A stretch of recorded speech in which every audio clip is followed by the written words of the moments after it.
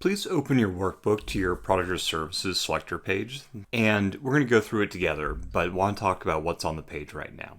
So we recommend putting the jobs that you've had here on the left-hand side, the major products you did at each job here in the middle column, and then any sort of activities that were critical to delivering those projects or the things you were doing day in, day out in these jobs.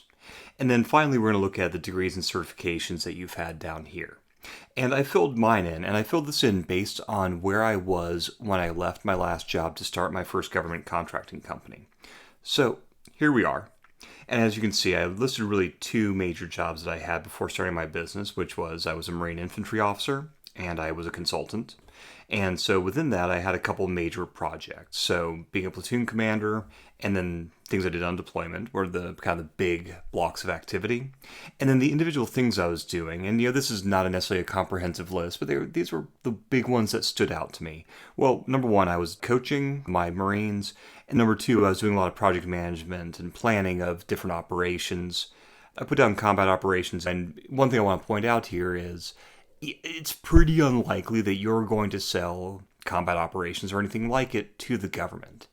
However, there is a lot of stuff related to training people to do combat operations that the government does buy. So by putting it down and not self-censoring at this point, we're going to help ourselves see what sorts of things we could be providing. Then here, as a consultant, well, these were the major pieces of work I did. These operational transformations, due diligences, strategy pieces. And again, I was listing out, well, what were the individual activities and tasks? Because the goal in all of this is to identify which of these items here on the right could become the foundation for our initial primary offering. Now, we don't need to figure out which one it's going to be right now. We just need to get a good list of things that could become our IPO, our initial primary offering. Once we've got the content down, go ahead and fill in your degrees and certifications, and I'll see you in the next exercise.